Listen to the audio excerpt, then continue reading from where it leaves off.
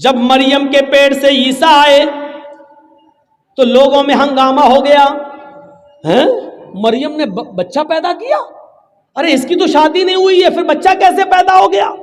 खुराफाती लोग घेर लिए, मरियम बताओ ये बच्चा कहां से आया। तुम तो मेहराब में नमाज पढ़ती हो, इबादत में मसरूफ रहती हो और इतनी नेक बनती हो, और फिर शादी से पहले बच्चा, यानी सबको दिखाती हो, ढिढोरा पीटती हो, और हालत यह है कि तुमने एक नाजायज बच्चे को जन्म दे दिया। शादी से पहले ये बच्चा कहां से आया। पहले तो मरियम खामोश रही, जब लोगों के ताने वो सुन ना सकी।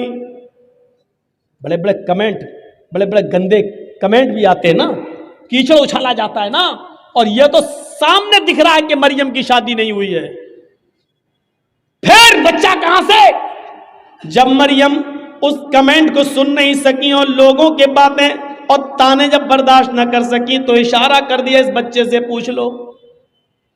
मुझसे क्या पूछते हो, इससे पूछ लो कि तेरा बाप कौन है, वो खुद ही बता देगा, जाओ जाओ। जब मरियम ने उस बच्चे की तरफ इशारा किया, कुरान क्या कहता है, जब लोगों से कहा इस बच्चे की तरफ जाओ, तो लोगों ने कहा कैफ़ नुकल्लिमु मन कान फिल महदी सबिया।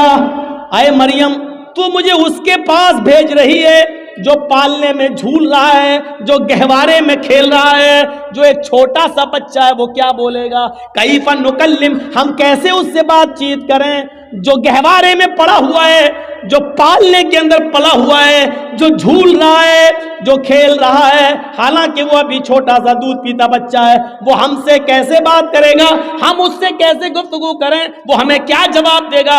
जवाब तो तुम्हें देना है, तुम बताओ कि ये बच्चा कहां से आया। कैफ़ नुकल्लिमु मन काना, कैफ़ नुकल्लिमु मन काना फिल महदी सबिया। आए मरियम, उस बच्चे के पास क्या भेजती है, वो तो पालने में झूल रहा है, वो तो छोटा सा बच्चा है, वो हमारी बात का क्या जवाब देगा। अभी इतना कहा ही था कौम के लोगों ने, इतने में वो बच्चा यानी ईसा अलैहिस्सलाम उसी झूले से आवाज देते हैं, उसी पालने से, वो गहवारे से बोलते हैं, इन्नी अब्दुल्लाह अतानियल किताब वजालनी नबिय्यन वजालनी मुबारकन ऐनमा कुन्तु व औसानी बिस्सलाती वज़्ज़काती मा दुम्तु हय्या। ईसा अलैहिस्सलाम जो अभी दूध पीते हैं अपनी माँ का, वो बच्चा जवाब दे रहा, दूध पीता बच्चा ईसा, वो जवाब दे रहा है, आए मेरी कौम के लोगों, आए मेरी माँ पर कीचड़ उछालने वालों, इन्नी अब्दुल्लाह, मैं अल्लाह का बंदा हूं, मेरा बाप नहीं है, ये मेरी माँ है, मैं अल्लाह का बंदा हूं। वो अतानियल किताब, अल्लाह ने मुझे किताब अता फरमाई है, यानी इंजील दी। आगे बड़े होकर जब नबी बनेंगे तो देगा, अतानियल किताब, अल्लाह ने मुझे किताब अता फरमाई, वजालनी नबियन, और अल्लाह ने मुझे नबी बनाया है। बच्चा बोल रहा है, वजालनी नबियन, उसने मुझे नबी बनाया है, वजालनी मुबारकन ऐनमा कुन्तु, और मुझे बड़ा मुबारक बनाया है जहां मैं हूं, यानी जहां जहां मैं जाऊं हर जगह बरकत ही बरकत होगी। वजालनी मुबारकन ऐनमा कुन्तु, मैं जहां जहां हूं वहां अल्लाह ने बरकतों के दरवाजे खोल दिए। और इसके बाद जो जुमले कहे वो सुनिए, व औसानी बिस्सलाती वज़्ज़काती मा दुम्तु हय्या, और उस अल्लाह ने मुझे हुक्म दिया कि जब तक मैं जिंदा रहूं नमाज कायम करता रहूं और ज़कात अदा करता रहूं। औसानी बिस्सलाती वज़्ज़काती मा दुम्तु हय्या, मुझे नमाज का और ज़कात का हुक्म दिया जब तक मैं जिंदा रहूं। जिंदगी जिसने दी उसने जिंदगी के गुजारने के उसूल बताए हैं। ये नमाज ज़करिया भी पढ़ा करते थे, ये नमाज मरियम भी पढ़ा करती थी, ये नमाज मूसा भी पढ़ा करते थे, ये नमाज इब्राहिम भी पढ़ा करते थे, ये नमाज ईसा अलैहिस्सलाम भी पढ़ा करते थे, और जितने भी नबी इस दुनिया में आए हर नबी के ऊपर ये नमाज फर्ज थी। इसीलिए श्रीमद् भागवत गीता का 6वां अध्याय उठाओ, और उसका 10वां मंत्र पढ़ो, योगी उज्जीत सततमात्मानं रहस्य स्थिता एकाकी यच्चत्तातिमान निराशीर परिग्रह।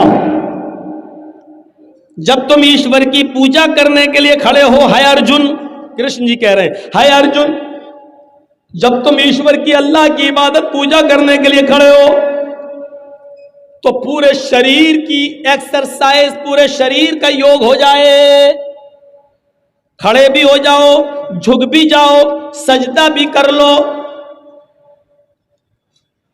एकाकी एक अल्लाह के सामने खड़े हो जाना, सततमात्मानम, बिल्कुल सीधे, यच्चत्तात्मा, और अपनी आत्मा को, अपने दिल को एक अल्लाह की तरफ ही लगाना, इधर उधर मत देखना। हृदया नमः, सीने पर हाथ रख लेना और सर को नीचे झुका लेना। नमः, सर झुका लेना यानी सजदे की जगह पर। ये क्या है? और पूरे शरीर की एक्सरसाइज। एकाकी, जो कुछ भी मांगना एक अल्लाह से मांगना। निराशीर, और सबसे निराश हो जाना, ऊपर वाले से निराश मत होना। ये पूरी की पूरी नमाज।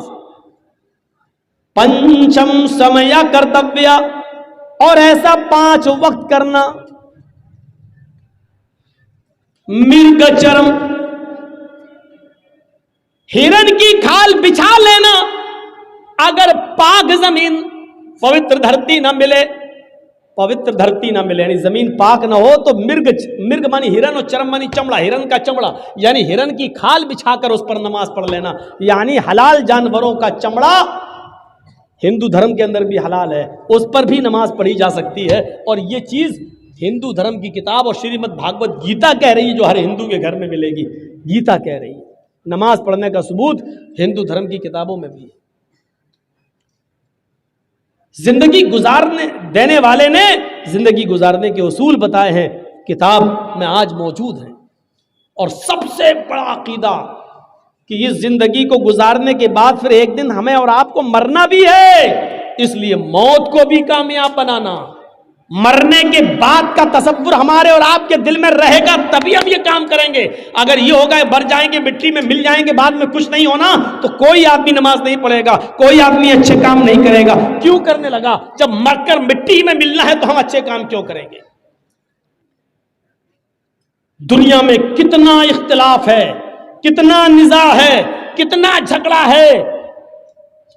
इस इख्तिलाफ को खत्म करने की एक ही उसूल है इस इख्तिलाफ को खत्म करने का, कि लोगों को कीमती चीज से जोड़ दिया जाए और किसी खतरनाक चीज से बाखबर कर दिया जाए। सुनिए, बड़ी अच्छी एक मिसाल दे देता हूं आपको। कुछ लोग लड़ रहे हैं, गत्थम गुत्था हो रही है, यहां लड़ाई हो रही है, वो उसको मार रहा है, इसको मार रहा है, पैसा दे, ये दो, लड़ाई झगड़ा हो रहा है। जर्जीत साहब पहुंच गए।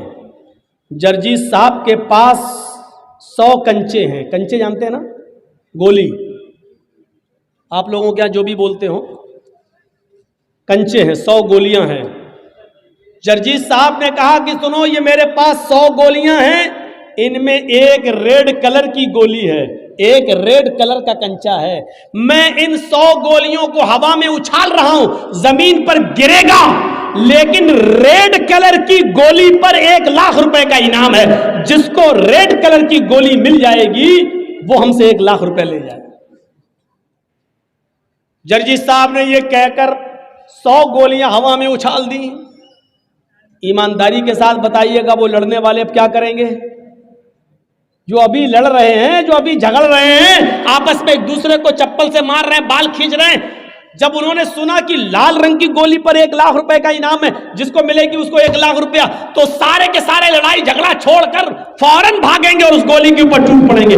गोलियां और भी हैं वहां, लेकिन सबकी नजर लाल रंग की गोली के ऊपर होगी। लाल रंग की गोली मिल जाए ताकि ये इनाम हमें मिल जाए। जबकि गोलियां वहां और भी हैं, लेकिन दूसरी गोलियों को कोई नहीं पकड़ेगा, सिर्फ लाल रंग की गोली के ऊपर उसकी नजर होगी। ये झगड़ा जर्जी साहब ने कैसे खत्म कर दिया? लोगों को एक कीमती चीज से जोड़ दिया है, झगड़ा खत्म हो गया है।